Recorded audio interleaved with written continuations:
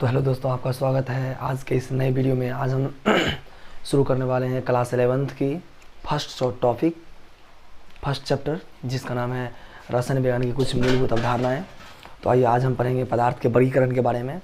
पहले हम ये जान लेते हैं पदार्थ क्या होता है, पदार्थ किसे कहते हैं। तो हम बच्चों से हमें पढ़ाया जाता है कि पदार्थ यानी जिसमें द्रव्यमान होता है या जो कुछ स्थान घेरती है उसे हम पदार्थ कहते हैं। यानी कि आप एक पदार्थ हो, हम एक पदार्थ है, मोबाइल एक पदार्थ है। जैसे मोबाइल एक स्थान घेरती है, मार्कर एक स्थान घेरता है, ठीक है। चाहे अब मान लो हवा को तो हम देख नहीं पाते फिर भी, लेकिन उसका कुछ ना कुछ तो स्थान घेरती है, उसमें कुछ ना कुछ तो द्रव्यमान होता है।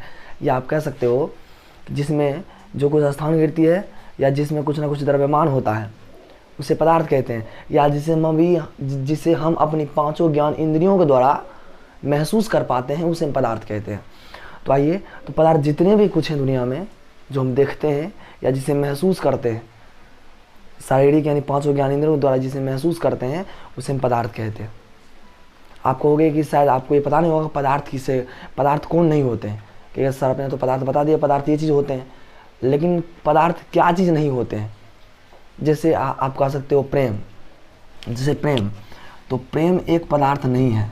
जैसे घृणा एक पदार्थ नहीं है, क्योंकि ना ही आप इसे नाप सकते हो, ना ही इसे तौल सकते हो, ना ही कुछ स्थान घेरती है। सिर्फ इसे हम अपनी दिल में फीलिंग कर पाते हैं कि ये इसे हम घृणा करते हैं, और ये क्रोध है, ये गुस्सा है, ये प्रेम है। तो ये सभी जो हैं ये पदार्थ नहीं हैं, राइट। जो चीज़ स्थान घेरती है या जिसमें कुछ ना कुछ द्रव्यमान होता है या जिसे हम पांचों ज्ञानेंद्रियों के द्वारा महसूस करते हैं उसे हम पदार्थ कहते हैं, राइट। अब चलिए बात करते हैं इसके आगे। अब बात करते हैं पदार्थ के वर्गीकरण के बारे में। पदार्थ के वर्गीकरण से पहले आप समझ लीजिए कि पदार्थ में मुख्य रूप से दो गुण होते हैं। एक तो होते हैं भौतिक गुण और दूसरे होते हैं रासायनिक गुण होते हैं। अब देखिए, इसमें गुण से ही इसका वर्गीकरण किया जाता है। जैसे आप भौतिक गुण कहने का अर्थात मतलब ये है कि भौतिक गुण में हम पदार्थ की आकृति या उसके रंग या किसी आकार को देख करके उसका वर्गीकरण हम करते हैं। यानी उस गुण को कहेंगे जिस पदार्थ की हम पहचान हम उसके बाहरी रंग, रूप या उसके आकृति से करते हैं, हम उसको भौतिक गुण कहेंगे। जैसे हम ये मार्कर है, ये हरा वाला मार्कर है, तो हम इसके बाहरी गुण या आकृति को देखकर हम इसका पता लगा पा रहे हैं। तो इसका ये जो गुण है ये इसका भौतिक गुण कहलाएगा। यानी बाहरी रंग रूप को देख करके या हम उसके आकृति को देख करके जो हम पता लगाते हैं उस गुण को बोलते हैं भौतिक गुण, राइट। और रासायनिक गुण में क्या होता है कि जैसे उसके लक्षण को देखकर आप पता लगाते हो। जैसे हमको आप रंग रूप देख करके पता लगा सकते हो कि ये नवीन सर हैं, लेकिन आप मेरे लक्षण के आधार पर हमारी पहचान करोगे, हम आपको नहीं दिखेंगे, फिर भी जो लक्षण आपको दिखेगा उस लक्षण से आप पकड़ लोगे कि ये नवीन सर है। तो उस लक्षण से जो हम पहचान करते हैं उसी लक्षण को हम बोलते हैं रासायनिक गुण। जैसे अभी हम इसको देख पा रहे हैं, ये जो बाहरी आकृति या इसके रंग रूप को दिख रहे हैं ये हुआ इसका भौतिक गुण। लेकिन इसके अंदर किस प्रकार से कण अरेंज है या किस प्रकार से कण व्यवस्थित हैं, इसके अंदर जो छोटे छोटे कणों से मिलकर बने हुए पदार्थ, तो इस प्रकार से इसके अंदर कैसे कण अरेंज हैं, तो इसको हम बोलते हैं रासायनिक गुण। यानी आप सिंपल कह सकते हो पदार्थ की पहचान हम उसके रंग रूप या आकृति को देखकर लगाते हैं, उस गुण को हम बोलते हैं रासायनिक गुण। पदार्थ के जिस गुण से हमें पदार्थ के लक्षण से हमें पता चलते हैं उसी गुण को हम बोलते हैं रासायनिक गुण। तो सिंपल हो गया। अब इसी लक्षण और भौतिक गुण के आधार पर ही इसे दो भागों में बांटा गया। अब देखिए, भौतिक गुण जो है भौतिक गुण के आधार पर इसे पदार्थ को तीन भागों में बांटा गया, मतलब भौतिक वर्गीकरण करके और रासायनिक वर्गीकरण में किया गया है, जो कि हम इसके अगले स्लाइड में बात करेंगे रासायनिक गुण के बारे में, ठीक है। इस स्लाइड में पूरा भर गया था भौतिक गुण, तो इस स्लाइड में पूरे भौतिक गुण के बारे में पढ़ लेते हैं। उसके बाद इसको फिर मिटा दूंगा, आप नोट्स बना लीजिएगा, उसके बाद फिर हम रासायनिक गुण के बारे में चर्चा करेंगे। चलिए अब देखते हैं इसके पदार्थ के वर्गीकरण में। देखिए, पदार्थ का भौतिक वर्गीकरण मतलब इसके आकृति या रंग रूप देखकर हम पता लगाते हैं, उसके आधार पर हम वर्गीकरण कर रहे हैं। तो देखिए, इसके आधार पर ये तीन प्रकार के होते हैं। दिखने में या तो ठोस हो सकते हैं जिसे मार्कर है, या द्रव हो सकते हैं जैसे पानी हो सकता है, या गैस हो सकता है, कोई भी गैस, हवा हो, नाइट्रोजन हो, कोई भी गैस हो सकता है, तो गैस। अब देखिए हाँ, हालांकि पदार्थ के और भी भौतिक वर्गीकरण किए गए हैं, जैसे प्लाज्मा अवस्था है, उसके बाद बीईसी है, तो इसके बारे में आज नहीं बात कर रहे हैं, सिर्फ बेसिक बात कर रहे हैं। ठीक है, अब चलिए, तो इसको भौतिक वर्गीकरण में पदार्थ को 3 भागों में मुख्यतः बांटा गया है, ठोस, द्रव और गैस। अब इसकी बात करते हैं आकार की। देखिए ये ठोस का जो आकार होता है, ठोस का आकार, ठोस पदार्थ के जो आकार होते हैं, जैसे मान लीजिए ठोस है ये, तो इसका आकार कैसा होगा? और कोई पदार्थ ठोस है तो उसका आकार निश्चित है, क्योंकि अगर मार्कर है तो ऐसा नहीं हो सकता कि कल होकर इस मार्कर का आकार बदल जाए, या इतना बड़ा हो जाए या मोटा जाए, नहीं होगा ऐसा। जैसे मोबाइल से आप वीडियो रिकॉर्ड हो रहा है, इस मोबाइल कभी ऐसा नहीं हो सकता कि कभी जाकर बड़ा हो जाएगा। तो मतलब इसका जो आकार फिक्स है, जैसा हमने आज इसको देखा है, सब दिन के लोग ऐसा ही देखेंगे, चाहे इसको आप कहीं भी जाके रखिए, कहीं भी जाके देखिए, फिर भी इसका आकार क्या होगा? तो निश्चित होगा। तो इसको हम ले लेते हैं, इसका आकार निश्चित होता है। अब देखिए द्रव में बात करते हैं। देखिए द्रव का आकार क्या होता है? देखिए हम आपको कम से कम समय में ये कोशिश करेंगे, हम आपको अधिक से अधिक समझा पाएँ, क्योंकि समय हम आपका कम लेंगे और अधिक से अधिक समझाने का प्रयास करेंगे। देखिए तो ये द्रव में जो है सो द्रव का आकार कैसा होता है? जैसे मार्केट से दूध को लाएंगे किसी पॉलीथीन में, तो वो पॉलीथीन का आकार रहेगा। यदि आप यहाँ पे जाके किसी भगोना में रख देंगे या किसी बर्तन में रख देंगे तो उस आकार का हो जाएगा वो। जैसे पानी है, अगर बोतल में है तो बोतल के आकार है का, और उसे गिलास में रखें तो गिलास का आकार का हो जाएगा। तो मतलब द्रव का जो आकार होता है वो निश्चित नहीं होता है, मतलब अनिश्चित होता है, अनिश्चित होता है। और यदि गैस का, तो गैस का तो भाई अनिश्चित होता है, क्योंकि आप अगर किसी गैस को इस डब्बा में भरोगे तो डब्बा आकार का हो जाएगा, सिलेंडर में भरोगे सिलेंडर का आकार का हो जाएगा। तो गैस का तो आकार अनिश्चित ही होता है, अनिश्चित होता है। अब बात करते हैं इसके आकार के बारे में। आकार देखिए क्या होगा था, आकार की अगर बात किया जाए, सॉरी आकार तो बात कर लिया, उसके बाद देखिए आयतन। आयतन क्या होते हैं? आयतन का मतलब देखिए कभी कभी लोग गलत भी सोच लेते हैं, आयतन का मतलब द्रव्यमान नहीं होता है। कभी हम बहुत टीचर को देखे हैं कि इसका द्रव्यमान इतना है तो इसका द्रव्यमान नहीं बदलता है, तो ये इसका आयतन नहीं हुआ। आयतन देखिए किसको बोलते हैं, यानी कि वायुमंडल में जितना उपलब्ध स्थान वो अभी घेर रहा है, जितना लीटर या किलोग्राम के बराबर अभी स्थान को घेर रहा है, वो उसी उतना ही स्थान अगर कहीं और पे घेरेगा तो उसका आयतन निश्चित हो जाएगा। जैसे देखिए आप ठोस का आयतन क्या होते हैं, बच्चों से नहीं पढ़ते आ रहे हैं। ठोस का आयतन तो निश्चित होता है। अब जैसे इसका, अब ये देखिए मारकर ये ठोस है, ये वायुमंडल में भी इतना स्थान को घेर रहा है, ये इतना स्थान को घेर रहा है, ठीक है। अब कल होगा ऐसा नहीं हो सकता कि इसको रखेंगे तो इतना स्थान घेर लेगा, ये इतना बड़ा स्थान घेर लेगा, नहीं हो सकता ये। तो मतलब वायुमंडल में फिक्स स्थान घेर रहा है, इसका आयतन फिक्स है कि इतना ही होगा, इसका आयतन फिक्स है, इसका आयतन ये कभी बढ़ नहीं सकता, इसका घट नहीं सकता। तो मतलब इसका ठोस का जो आयतन होते हैं वो निश्चित होता है। अब इतने द्रव के आयतन की बात करते हैं। देखिए द्रव के आयतन में, जैसे आपने मार्केट से दूध को लाया है डब्बे में, हालांकि डब्बे के आकार का है इसका, और उसको भगोने में रखेंगे तो भगोने आकार का हो जाएगा, मतलब इसका आकार तो निश्चित है। लेकिन आप 1 लीटर को लाए हो और उस बोतल में 1 लीटर के बराबर स्थान को घेर रही है, तो भगोने में जाकर ऐसा नहीं हो सकता कि वो 2 लीटर के बराबर स्थान को घेर ले। अगर भगोने में भी रखोगे फिर भी वो 1 लीटर के बराबर ही स्थान को घेरेगी। चाहे आप उसको कहीं फेंक दो फिर भी वो 1 लीटर के बराबर ही स्थान को घेरेगी। ऐसा नहीं हो सकता कि वो पूरे, अगर मान लो किसी कमरा में अपने दूध को फेंक दिया, ऐसा बात नहीं पूरे कमरा में दूध फैल जाएगा, ऐसा नहीं हो सकता है। तो मतलब इसका आयतन फिक्स है, आकार निश्चित है, आकार इसका निश्चित नहीं है लेकिन इसका आयतन फिक्स है। चलिए, यानी कि इसका द्रव का जो आयतन होता है वो निश्चित है, ये बदलता नहीं, जितना हम लाते हैं मार्केट से उतना ही रहता है। चलिए अब बात करते हैं गैस का। अब गैस का जो आयतन होता है वो देखते हैं। जैसे आपने डब्बा में गैस को भरा है, इतना आयतन है, तो पूरे डब्बा भर में भर गया है। अगर आप उसको किसी सिलेंडर में भर दो तो पहले डब्बा के बराबर ही वो आयतन घेर रहा था, इतना डब्बा के बराबर। अब सिलेंडर में भर दो पूरे उपलब्ध स्थान में वो फैल जाएगा, मतलब पूरे सिलेंडर के बराबर स्थान घेर लेगा। और अब उसे कमरे में छोड़ दो तो पूरे कमरे में भर जाएगा, मतलब उसका आयतन देखिए चेंज हो रहा है। पहले डब्बा में था तो डब्बा बराबर का जगह घेर रहा था, अब जाएंगे सिलेंडर में, सिलेंडर बराबर जगह घेर लेगा। और पूरे कमरा में छोड़ देंगे तो पूरे कमरा के बराबर ही स्थान को घेर लेगा। इसका मतलब ये है कि इसका आयतन हमेशा बदलते रहता है। अब इसका आयतन इतना बराबर था, सिलेंडर में इतना बड़ा हो जाएगा, अब पूरे कमरा में बहुत ही बड़ा हो जाएगा उसका आयतन। तो आयतन इसका जो है सो अनिश्चित होता है। अब बात करते हैं देखिए इसके अंतराण्विक बल के बारे में। देखिए अंतराण्विक जो बल होते हैं ठोस का, अब ठोस के जो कण होते हैं, जैसे ये ठोस है, इसके अंदर जो कण होंगे वे एकदम एक दूसरे से चिपके हुए होंगे, मतलब ठोस का अंतराणविक बल, मतलब कि उसके परमाणु या अणु के बीच जो लगने वाला बल होगा वो अत्यधिक होगा, क्योंकि गैस और द्रव की अपेक्षा में, क्योंकि ठोस है इसका मतलब क्या, इसके जो अंदर में पार्टिकल होंगे, कण होंगे, ये बहुत ही बल के द्वारा इसको जोड़ के रखे होंगे, तभी ये ठोस हमको दिखाई दे रहा है। तो मतलब इसका जो अंतराणविक बल है वो द्रव और गैस की अपेक्षा में, यानी गैस और द्रव की अपेक्षा में अधिक होंगे, यानी इसका अंतराणविक बल जो है सो अधिक होगा, इसका अधिक होगा। इसके अंतराणविक बल मतलब होता है इसके अणु के बीच के लगने वाला, अणु के बीच के लगने वाला बल, अणु के बीच के लगने वाला बल।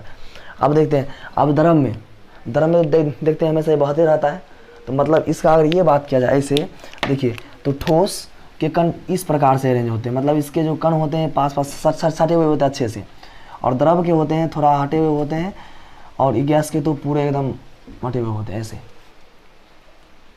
तो ये जो होते हैं ठोस, इसके कण के जो बीच में लगने वाला जो बल होता है वो काफ़ी अधिक होता है, और द्रव में जो होते हैं ठोस की अपेक्षा क्या होते हैं, कम होते हैं। अगर ये अधिक द्रव के इतना ही होता तो ठोस होता, इसके कण के बीच का आकर्षण बढ़ना नहीं है, इसीलिए इसका कण एकदम बहता है ऐसे उसे। तो इसके कण का जो बीच लगने वाला जो आकर्षण बल है, वो अंतराणविक जो बल है वो क्या होता है, कम होता है, राइट, कम होता है। और बात करते हैं इसमें गैस में तो भाई बात ही मत करो, गैस में तो इतना कम होता है कि वो द्रव में तो होता है कि एक पार्टिकल के पीछे पीछे भागता है, लेकिन गैस में क्या होता है अपने जहाँ मन तहाँ भागता है वो। तो इसमें जो इसका जो अंतराणविक बल है, इसके जो बीच में जो लगने वाला बल है ये काफ़ी कम होता है, मतलब इस दोनों कण को जो बीच में बांधने वाला जो बल होता है, बांधे रखने वाला बल, ये बल इसमें बहुत ही कमज़ोर होता है, बहुत ही कमज़ोर होता है। मतलब ये तो द्रव में कम है, लेकिन इसमें क्या हो जाएगा, बहुत कम हो जाएगा, इसका अंतराणविक बल बहुत ही कम होता है, राइट। अब देखते हैं इसके बाद बात, देखिए अब देखिए अंतराणविक दूरी। अब तो आप देख सकते हो, अंतराणविक बल यदि अधिक है इसका मतलब उसका कण पास होगा। अंतराणविक दूरी का मतलब इसके कण के बीच के जो दूरी होते हैं उसकी दूरी, तो इसमें क्या है, दूरी देखिए, अंतराणविक दूरी इसमें देखिए बहुत ही कम है, इसका दूरी बहुत ही कम है, इसका दूरी जो है सो बहुत कम होता है, ठीक है, बहुत कम होता है। अब बात करते हैं देखिए द्रव में भी देखिए कम ही होता है, ठीक है। द्रव में जो है सो देखिए इसमें बहुत ही कम होता है, इसके अपेक्षा इसमें थोड़ा ज़्यादा होता है, मतलब इसमें बहुत कम होता है, इसमें कम होता है। और गैस में जो है सो अधिक होता है दूरी, अरे अधिक होता है भाई, तब इसके अंतराणविक जो बल है वो कमज़ोर होता है, जितना दूर होगा उसका बल उतना कमज़ोर होगा, जितना पास पास होगा देखिए जितना इसका दूरी कम होगा उतना ही इसका अंतराणविक बल बहुत ज़्यादा रह जाएगा। तो आई होप आपको ये समझ में आ गया होगा। अब इतने घनत्व के बारे में देखिए, घनत्व जो होता है इसका, घनत्व का सूत्र होता है द्रव्यमान बटा आयतन, द्रव्यमान बटा जो आयतन होते हैं। अब देखिए आयतन, द्रव्यमान, यदि मान लेते हैं कि इतना बराबर, यदि आपके पास ठोस है, ये मान लेते हैं चलिए इसको मान लेते हैं, ये यहाँ से ये ठोस में ये इतना बराबर ठोस है, इतना बराबर आप द्रव लिए और इतना बराबर आप गैस लिए, देखिए। तो आप ये देख पा लेंगे, अगर मान लीजिए लोहा को लेंगे तो लोहा में ये इसके कण पूरे सटे होते हैं, पूरा सटा हुआ होता है। तो इसका जो इसमें सपोज करते हैं इसका अगर इसमें जो कण बात करते हैं, देखिए अगर इतना ही आयतन, दोनों का आयतन अगर सेम है, अगर जितना मान लीजिए ये मार्कर है, ठीक है, तो ये मार्कर के आयतन के बराबर ही यदि हम जल लेंगे तो जल का जो द्रव्यमान होगा वो कम होगा, क्योंकि उसके कण दूर हैं, उसमें कण कम है लेकिन इसमें कण बहुत ज़्यादा है, तो इसका द्रव्यमान बहुत ज़्यादा होगा। यानी ठोस का उतना ही आयतन में द्रव्यमान बहुत ज़्यादा होगा, द्रव का उतना ही आयतन में द्रव्यमान कुछ कम होगा उससे, और गैस में तो द्रव्यमान और भी कम होगा। यदि मान लें इस तीनों का यदि द्रव्यमान यदि कम है और आयतन सेम है, द्रव्यमान कम है इसका, अगर मान लेते हैं इसका 5 है द्रव्यमान, तो इसका 4 होगा और इसका कितना होगा 3 होगा, और आयतन तीनों का सेम है, तो आयतन एक से देंगे लगभग, आयतन सेम है इसका। तो इसका देखिए आयतन, इसका घनत्व आ गया 5, इसका घनत्व आ गया 4, इसका घनत्व आ गया 3। कहने का आप सिंपल समझ सकते हैं कि इतना अगर ठोस है इसमें कण बहुत ज़्यादा होगा, द्रव्यमान बहुत ज़्यादा होगा, और आयतन से लेकर के भाग देंगे तो इसका घनत्व इतना निकलेगा। और इतना ही अगर जल लेंगे, इतना ही आयतन में, तो उसका जो कण होगा उसमें कम होगा कण, उसका द्रव्यमान भी कम होगा, और उसको अगर लिख देंगे आयतन से भाग, आयतन जितना इसका था उतना ही उसका था, तो अगर उसका द्रव्यमान कम है उसका घनत्व भी कम हो जाएगा। और उसके बाद गैस लिया जाए, गैस में इतना अगर गैस लेंगे उसको, इतना आयतन के बराबर यदि गैस देंगे तो गैस का द्रव्यमान बहुत कम होगा, तो सी बात है उसका घनत्व भी क्या होगा, कम होगा। चलिए उसके बाद बात करते हैं कणों की स्थिति पर। इसमें कणों की स्थिति कैसी होती है, मतलब ये किस प्रकार से गमन करते हैं या नहीं करते गमन, इस पे बात करते हैं। देखिए स्थिति, अब अगर बात किया जाए देखिए कणों की स्थिति, इसमें जो अब मान लेते ठोस है एक मार्कर, ये जो मार्कर है, मार्कर में जो कण है ये पूरा स्थिर है, हालांकि थोड़ा थोड़ा गमन कंपन करते हैं, लेकिन इसके जो कण है वो पूरे स्थिर है। ठोस के कण कहीं गमन नहीं करते हैं, स्थिर रहते हैं, तो इसके कण स्थिर रहते हैं। यहाँ पे मैं लिख देता हूँ स्थिर रहते हैं। और द्रव के जो कण है ये गति करते हैं, गमन करते हैं, फ्लोट करते रहते हैं हमेशा, ऐसे ऐसे भागते रहते हैं। इससे जो कण होते हैं ये, क्योंकि ये देखिए बंधित हैं, ये घूमने के लिए स्वतंत्र नहीं, लेकिन ये हल्का घूमने के लिए स्वतंत्र, ये घूम सकता है, तो मतलब ये गमन कर सकता है, ठीक है, गमन करता है, लेकिन ये जो करता है, ठीक है। अब लेकिन ये जो गैस है, गैस के जो कण होते हैं ये तो बेचारा देखिए ये द्रव है तो ये गमन तो करता है, लेकिन कुछ सीमा तक गमन करता है। ऐसा बात नहीं है कि अगर हरा देंगे यहाँ पे, अगर किसी कमरा में छोड़ देंगे जल को, तो ऐसा बात नहीं है कि घूमने के लिए सोच से घर वो घूम जाएगा, ऐसा बात नहीं हो सकता है। तो देखिए तो इसमें एक लिमिटेशन है कि इतना ही घूम सकता है, गमन करता है। लेकिन देखिए गैस में ऐसा बात नहीं है, गैस पूरे अपने संपूर्ण उपलब्ध स्थान में वो गमन कर सकता है, संपूर्ण जहाँ तक वो फैले, मतलब जहाँ तक वो फैल सकता है, जहाँ तक उसको स्थान मिले वहाँ तक वो फैल जाएगा। मतलब ये संपूर्ण कह सकते हो आप, संपूर्ण उपलब्ध स्थान, संपूर्ण उपलब्ध स्थान में गमन करता है, संपूर्ण उपलब्ध स्थान में गमन करता है ये। अब देखते हैं इसकी कणों की ऊर्जा की बात करते हैं। देखिए इसका जो कणों का ऊर्जा ये स्थिर होता है। अब कणों की ऊर्जा बात किया जाए, इसका भाई कणों का ऊर्जा कम होता है तभी तो ये स्थिर होता है। जिसका कण की ऊर्जा ज़्यादा होगा वो ज़्यादा गमन करेगा। आप ऐसे भी समझ सकते हो कि जिसके पास ज़्यादा रुपया पैसा होगा वो ज़्यादा दूर तक घूम सकता है, जिसके पास रुपया पैसा कम होगा वो बेचारा घर में बैठा रहेगा, क्योंकि आजकल तो ज़माना ही ऐसा है, बिना रुपया पैसा के तो आप घूम ही नहीं सकते हो। तो ठीक है, यानी इसका जो कण का जो ऊर्जा है ठोस का वो काफ़ी कम होता है, जिसके कारण ये स्थिर होता है। लेकिन द्रव का जो होता है कणों की ऊर्जा वो थोड़ा ठोस की अपेक्षा अधिक होता है, इसलिए वो थोड़ा अधिक गमन करता है। लेकिन गैस का जो कणों का ऊर्जा होता है ये काफ़ी अधिक होता है, ठोस और द्रव की अपेक्षा बहुत अधिक होता है, इसलिए वो पूरे उपलब्ध स्थान में गमन कर पाता है। तो आपको यहाँ पर लिख सकते हो इसमें कणों की ऊर्जा यानी कि बहुत ही कम होता है, ठीक है, कम होता है। इसका अधिक होता है कणों का ऊर्जा, और इसका जो है सो बहुत ही अधिक होता है, बहुत अधिक, कणों की ऊर्जा बहुत अधिक होता है।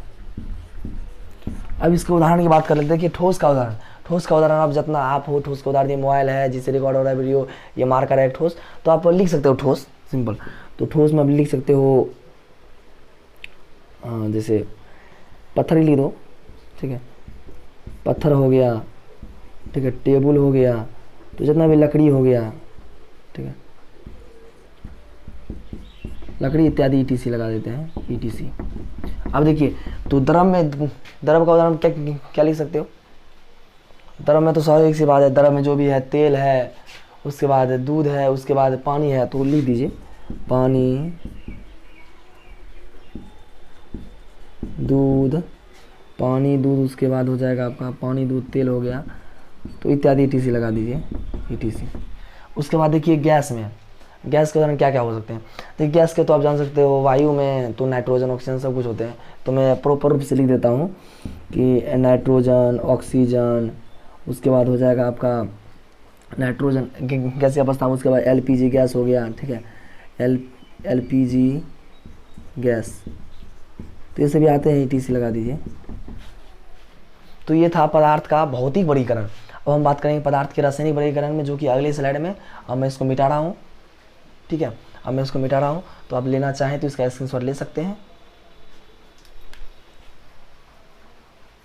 ठीक है। चलिए तो चलिए अब हम बात करते हैं पदार्थ के रासायनिक वर्गीकरण के बारे में, जो कि हमने भौतिक वर्गीकरण अभी तुरंत पढ़ा है। ये 3 प्रकार के होते हैं, ठोस, द्रव और गैस मुख्य रूप से।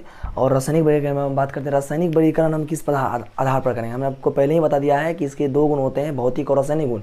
भौतिक गुण में उसके आकृति का आधार पर हम वर्गीकरण करते हैं, बाहरी रंग रूप को देखकर, जिसको ठोस को आप देखकर कहोगे ठोस, द्रव को देख के आप कह सकते हो वो द्रव है, और गैस को आप देख के कह सकते हो कि ये गैस है। तो वो था देखने पर, यानी भौतिक गुण था वो। अब देखिए रासायनिक है, मतलब इसके अंदर किस प्रकार के पार्टिकल होते हैं, किस प्रकार के कण होते हैं, या उसका लक्षण कैसा होता है, लक्षण के आधार पर हम उसका वर्गीकरण कर रहे हैं, मतलब रासायनिक वर्गीकरण अब हम कर रहे हैं। रासायनिक वर्गीकरण दो प्रकार के होते हैं मुख्य रूप से, तो दो प्रकार के होते हैं। एक तो होता है शुद्ध पदार्थ और एक होता है अशुद्ध पदार्थ। अशुद्ध पदार्थ कह लो या आप मिश्रण कह लो इसको, ठीक है, चलो इसको मिश्रण ही बोल देते हैं। और ये है शुद्ध पदार्थ, शुद्ध प्योर। अब देखिए शुद्ध पदार्थ और अशुद्ध पदार्थ, इसको रासायनिक वर्गीकरण में बांटा गया। आप जैसे पढ़ते होइएगा, अभी जैसे घर में उसको बोलते हैं घी एक शुद्ध है, घी शुद्ध नहीं है वास्तव में, साइंस की भाषा में घी शुद्ध नहीं है। हम शुद्ध उसको बोलते हैं जिसमें एक ही प्रकार के अभिकर्मक हो, एक ही प्रकार के अणु हो या परमाणु हो, उसको हम बोलते हैं शुद्ध। तो आइए हम बात करते हैं। देखिए और मिश्रण में क्या होते हैं, मिश्रण में विभिन्न प्रकार के होते हैं, यानी मिश्रण बोलो या अशुद्ध भी बोल सकते हो आप इसे, अशुद्ध होते हैं अशुद्ध। अब देखिए अशुद्ध क्या होते हैं, आप किसी भी परमाणु लो और उसे किसी भी अनुपात में मिला दो, ठीक है। अब यहाँ पर देखिए शुद्ध पदार्थ में क्या होते हैं कि एक ही प्रकार के अभिकर्मक होते हैं इसमें, ठीक है, एक ही प्रकार के अभिकर्मक होते हैं। मैं यहाँ पर लिख रहा, अभिकर्मक का मतलब क्या होता है अभी हमको तुरंत समझाएंगे आपको। एक ही प्रकार के अभिकर्मक होते हैं इसमें, एक ही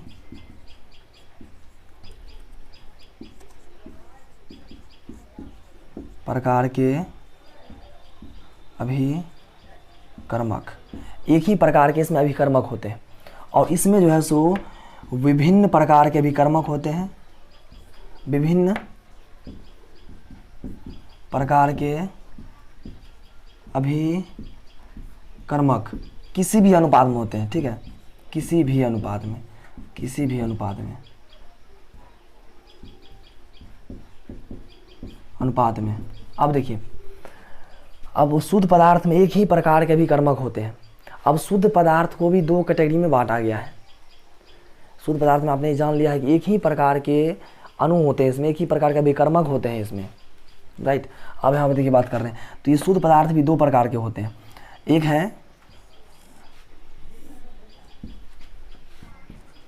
है तत्व और दूसरा है यौगिक। तत्व और यौगिक, इसको दो भाग में बांटा गया शुद्ध को, क्योंकि शुद्ध में अगर वैसे जनरली रूप से शुद्ध पदार्थ के लिए परिभाषा जानना चाहेंगे तो इसमें एक ही प्रकार के परमाणु होते हैं या परमाणु दो प्रकार के भी होते हैं, तो वो निश्चित अनुपात में होते हैं। और अभिकर्मक का मतलब वही होता है, जब समझ रहे हैं अभी मैं आपको क्लियर कर दूंगा। देखिए तो तत्व, अब देखिए तत्व किसको बोलते हैं, इसमें एक ही प्रकार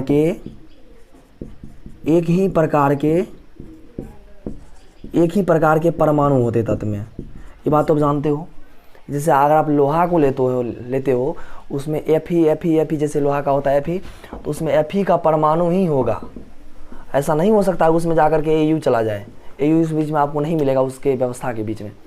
तो उसमें एक ही प्रकार के परमाणु हैं, किसी भी तत्व का ले लो उसमें एक ही प्रकार के परमाणु हैं, तो वो तत्व कहलाएंगे। जिसमें एक ही प्रकार के परमाणु होते हैं वो तत्व कहलाएंगे, और शुद्ध पदार्थ वो है ही एक ही प्रकार का है। तो ठीक है। अब देखिए अब यौगिक में जो है सो पहले हम इसका भी थोड़ा वर्गीकरण कर देते हैं। देखिए तत्व भी हम इसको बांट सकते हैं तीन प्रकार से। जैसे आप बांटेंगे तो ये हो जाएगा, धातु की बात कर लेते हैं, धातु, अधातु, और यहाँ पर नीचे बात कर लेते हैं उपधातु के बारे में। उपधातु, अब ये देखिए तो धातु में आप जानते हैं कि जैसे मैग्नीशियम हो गया, एल्यूमिनियम हो गया, लिथियम हो गया, तो ETC लगा दीजिए। तो इसमें देखिए अगर मैग्नीशियम लेंगे तो एक ही प्रकार के परमाणु, मतलब मैग्नीशियम में खाली उसमें मिलेगा, एल्यूमिनियम है तो एल्यूमिनियम में खाली Al ही मिलेगा उसमें, और Li लेंगे मतलब लिथियम लेंगे तो लिथियम के परमाणु एक समान ही मिलेंगे, उसमें दूसरा कोई परमाणु नहीं मिलेगा उसमें। अब धातु की बात करते हैं। जैसे ऑक्सीजन हो गया, नाइट्रोजन हो गया, उसका अब बात करो, ऑक्सीजन हो गया, नाइट्रोजन हो गया, उसको ले सकते हो आप, सल्फर ले सकते हो, फास्फोरस ले सकते हो। तो इसमें देखिए एक ही प्रकार के, आप देखिए आप कहिएगा कि यहाँ पर देखिए अब यहाँ पर 2 आ गया है, 2, फिर भी यहाँ पर ऑक्सीजन O2 है, मतलब O तो यहाँ पर दुइया गुण है जी, एक ही प्रकार के परमाणु है। ऐसा तो बात नहीं कि दूसरा प्रकार परमाणु आ गया एक ही प्रकार के परमाणु है इसमें, इसीलिए तत्व में आएगा। अब बात करते हो धातु के बारे में। तो उपधातु मुख्यतः 6, कहीं कहीं 6 लिखा हुआ, कहीं कहीं 7 है। तो हम यहाँ पर कुछ उपधातु के नाम लिख देते हैं। जैसे उपधातु में हो गया आपका बोरोन हो गया, सिलिकॉन हो गया, उसके बाद जर्मेनियम हो जाएगा, उसके बाद आर्सेनिक हो जाएगा, उसके बाद ले सकते हो एंटीमनी हो जाएगा, उसके बाद पोलोनियम हो जाएगा, उसके बाद टेलुरियम हो जाएगा, टी। तो मतलब इतना ही है वो धातु, मुख्य रूप से इतना ही है। तो अब देखिए ये जो इसमें भी एक ही प्रकार के परमाणु है, इसमें भी देखिए एक ही प्रकार के परमाणु है, इसमें भी देखिए एक ही प्रकार के परमाणु है, जो कि तत्व कहलाएंगे सभी के सभी। ठीक है, तत्व का वर्गीकरण तीन हमने किया है, धातु, अधातु और उपधातु। अब बात कर लेते हैं यौगिक के बारे में। अब देखिए यौगिक क्या होते हैं। देखिए यौगिक में तत्व में होते हैं एक ही प्रकार के परमाणु, गौर समझिएगा, तत्व में एक ही प्रकार के परमाणु होते हैं। और यौगिक में बस थोड़ा इससे डिफरेंस है, यौगिक में विभिन्न प्रकार के परमाणु, ठीक है, विभिन्न प्रकार के परमाणु निश्चित अनुपात में होते हैं, निश्चित अनुपात।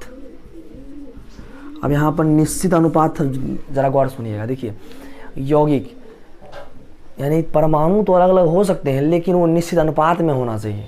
जैसे यहाँ बात कर लेते हैं हम इसका एग्जाम्पल में, जैसे H2O ले लेते हैं। देखिए H2O जल, यदि आप जल को लिखते हो तो जल में देखिए परमाणु 2 होते हैं, हाइड्रोजन और ऑक्सीजन। लेकिन क्या इस दोनों के बीच का अनुपात जो होता है, अनुपात सेम होता है? यस सेम होता है, आप कहेगा सेम होता है। जिसमें H2 होता है और ऑक्सीजन 1 होता है, इसका अनुपात सेम होता है। यानी जल को आप कहीं से भी लेके आओ, चाहे नाला से लो, चापाकल से भरो, या लंदन से लाओ, ब्रिटेन से लाओ, या कहीं से लाओ, फ्रांस से लाओ, जापान से लाओ, चाइना से लाओ, कहीं से भी लाओ, यदि जल को आप देखोगे उसका रेशियो होता है, हाइड्रोजन होता है 2 और ऑक्सीजन होता है 1। तो ये इसका अनुपात फिक्स है। यौगिक उसी को बोलते हैं, विभिन्न प्रकार के परमाणु है लेकिन उसका अनुपात फिक्स होना चाहिए। लेकिन देखिए वास्तव में इसका अनुपात भी फिक्स ही है।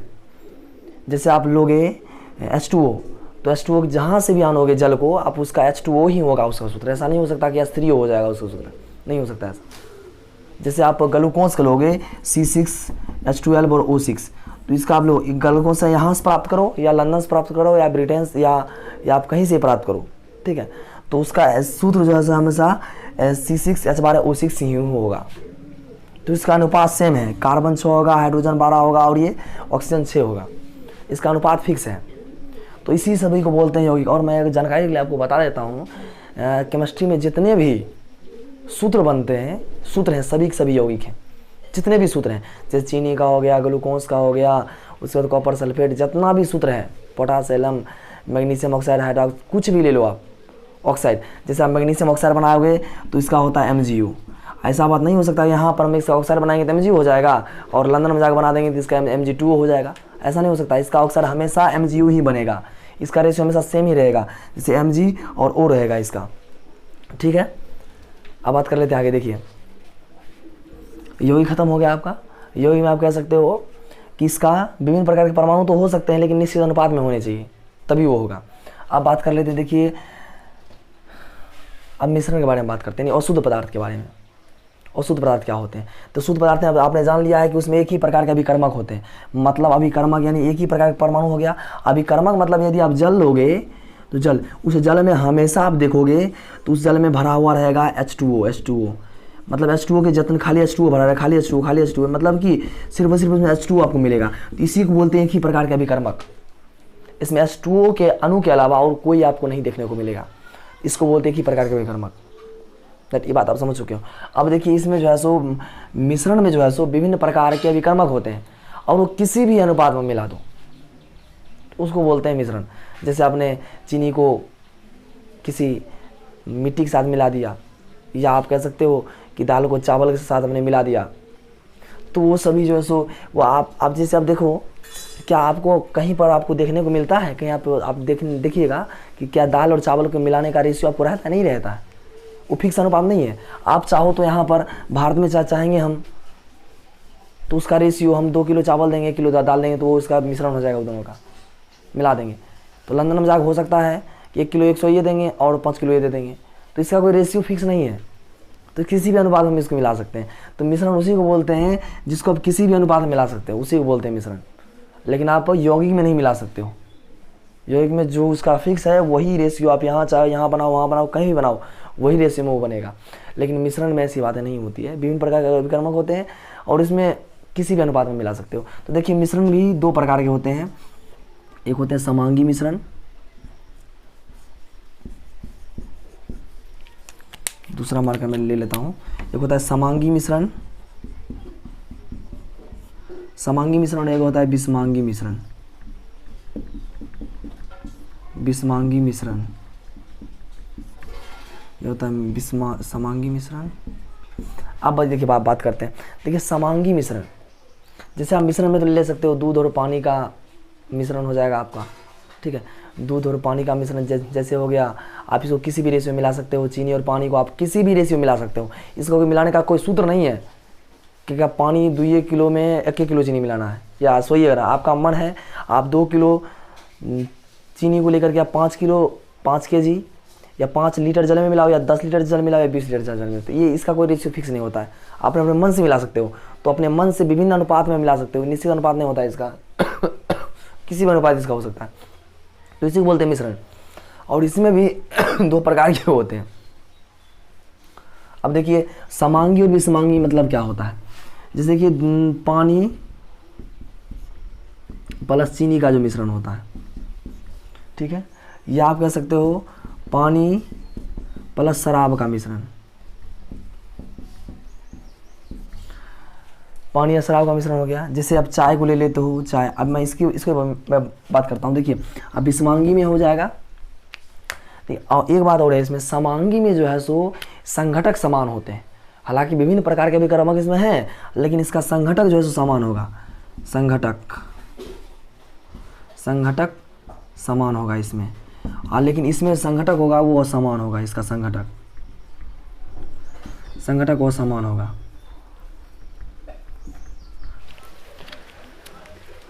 तो चलिए अब हम संघटक और समान का मतलब क्या हो वो समझिए। देखिए आप 2 भी कर लीजिए, एक में क्या कीजिए कि पानी और चीनी का मिश्रण बनाइए, और एक में क्या कीजिए पानी प्लस मिट्टी का नमक बनाइए, मिट्टी का मिश्रण बनाइए, ठीक है, मिट्टी। अब आप देखिए क्या होगा उसमें। देखिए पानी और चीनी का अगर आप मिश्रण बनाते हैं तो यदि आप देखते होइएगा कि ऐसा बात नहीं हो सकता पानी और चीनी का मिश्रण बनाने के बाद कि आप ऊपर से चखिएगा थोड़ा बेसी मीठ लग जाए और नीचे से चखिएगा थोड़ा कम मीठ लग जाए, ऐसा तो कभी नहीं हो सकता। चाहे ऊपर से पीजिए, नीचे से पीजिए या बीच से पीजिए, उसमें गुण जो होगा, हालांकि है तो मिश्रण किसी अनुपात में मिला दिए, लेकिन उसका गुण जो है, सही भाग का जो गुण है वो समान है। जैसे अगर पानी चीनी का आप एक ट्रंक बना लिए हो मिश्रण, शरबत जिसको हम लोग शरबत भी बोलते हैं, तो उसको ऊपर से पीजिए, नीचे से पीजिए, बीच से पीजिए, जहाँ से पीजिए, उसको आपको हमेशा उसी टाइप का मिठास महसूस होगा जैसा आप नीचे से पीजिए चाहे ऊपर से। ऐसा नहीं हो सकता है ऊपर में थोड़ा कम मीठ लगे, नीचे में थोड़ा बेसी मीठ लगे, ऐसा बात नहीं हो सकता है। तो हर एक भाग का इसका गुणधर्म सेम होता है, लेकिन मिट्टी और पानी में क्या होता है कि मिलाइएगा तुरंत वो नीचे बैठ जाएगा, ऊपर का वाला पानी थोड़ा कम होगा मिट्टी का, और नीचे वाला में थोड़ा ज़्यादा हो जाएगा।